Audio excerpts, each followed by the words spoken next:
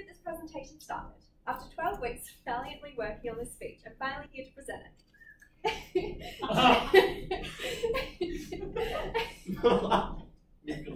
Okay, today I'll be discussing the topic, worlds other than our own, how writers use science fiction genre to reflect who we are and who we could be.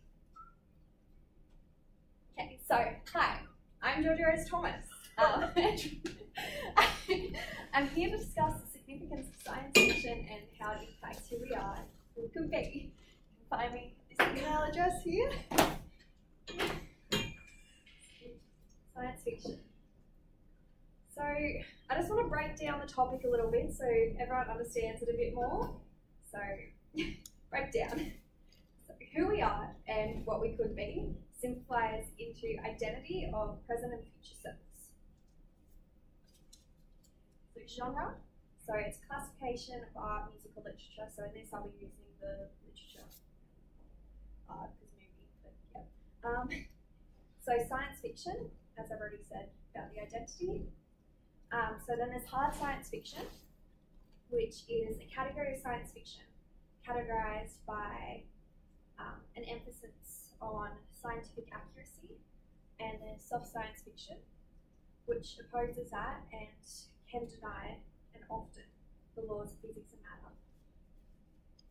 Okay, so in this presentation we will be exploring 3 different texts with the genre of science fiction.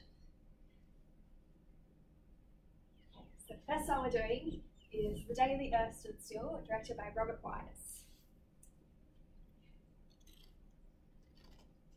Okay, so just like a little brief overview in case anyone hasn't seen it. So the alien lands and tells people of Earth they must live peacefully or be destroyed because they're a danger to the other planets.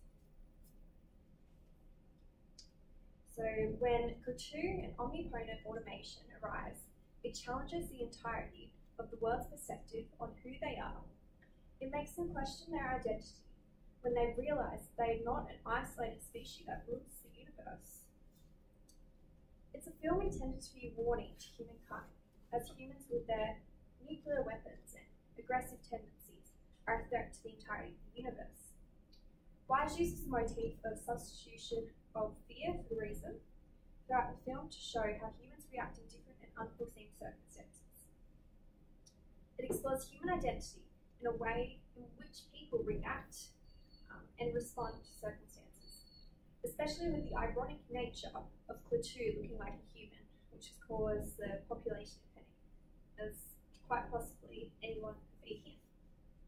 So I'd like to perform a little activity, a little interactive thing. So Harry, Jack.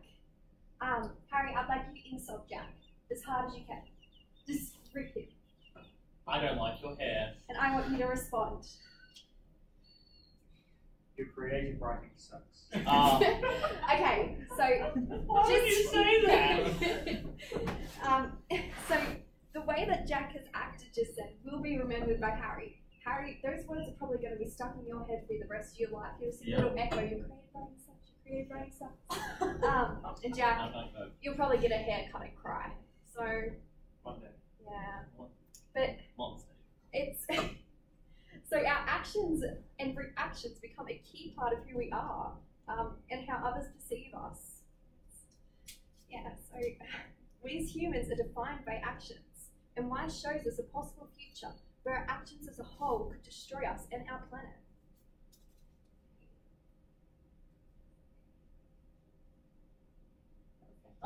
There we go. So the left hand of darkness. Okay. So, Le Guin confronts human identity by taking away a large part of what society deems to be a part of our identity, gender.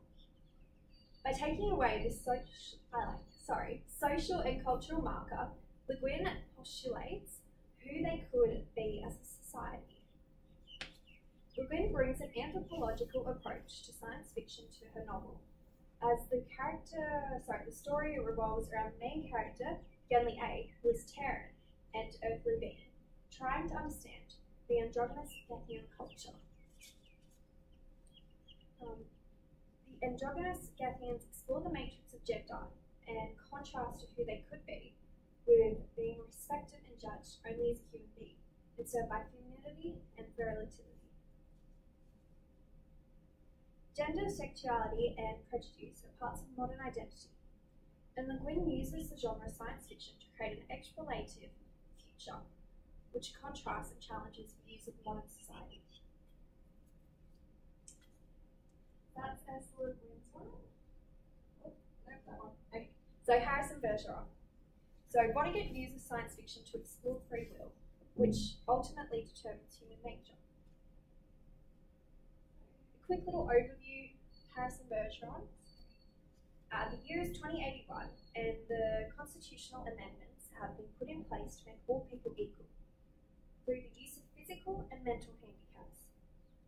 George Bergeron is especially intelligent and has a large radio attached to him that he used to interrupt his thoughts and he has to carry lead balls on his back so that his physical isn't too much better than other people's. Hazel Bergeron is quite average and has no handicaps. The son Harrison Bergeron was taken away by the government because he was different, stronger, smarter, and better looking than most people. When their son is killed on live television, the Bergeron's household TV burns out, along with the memories of what had just occurred. Another little activity time.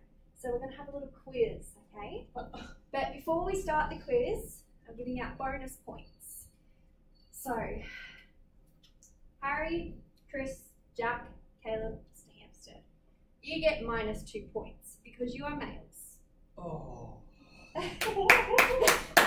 Anna, Izzy, +2 points because you're females. Mr. Hampstead, you're getting a bit old. Your memory's fading, so we're going to give you an extra point, just a little sympathy point. Jack, you're a cripple. You get an extra point for being a cripple. Caleb, you're visually impaired. You get an extra point as well.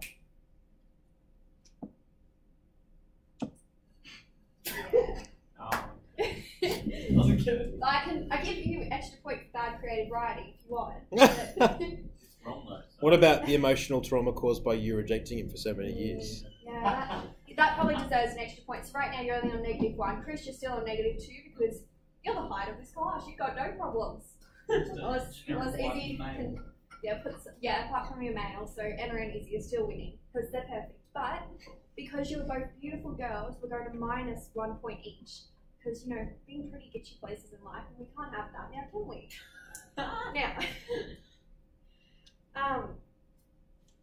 So this is an example of being radically in equity. So radically equitable. So Kurt Vonnegut uses science fiction in Harrison Bergeron and takes away the character's free will and warps their identity to be compliant with government through radical equity. By being radical in equity, we will never achieve equality. It fits into the Ursula Le Guin's concept of identity, as it explores who we are and who we could be by creating a world in which equity is achieved by the means of tearing everyone down to a level below average intelligence, physical, and looks. So there'll be a little activity time here. Quiz time. There we go. So, through science fiction, identity is extrapolated and evolved as characters change and grow in ways which shape and mould their personalities. Robert Wise uses science fiction in The Day That the Earth Stood Still to show how our actions, reactions, and responses impact our identity. Kurt Vonnegut's Harrison Bergeron warps identity to demonstrate radical equity. Ursula K. Le Guin's The Left-Handed Darkness communicates the concepts of identity through an androgynous society which confronts the reader by taking away a large marker of identity. All three authors successfully use the genre of science fiction to convey concepts of identity through societies and personalities, which challenge and evoke readers' imaginations and thoughts. Thank you for listening. Does anyone have any questions? Yes, Caleb.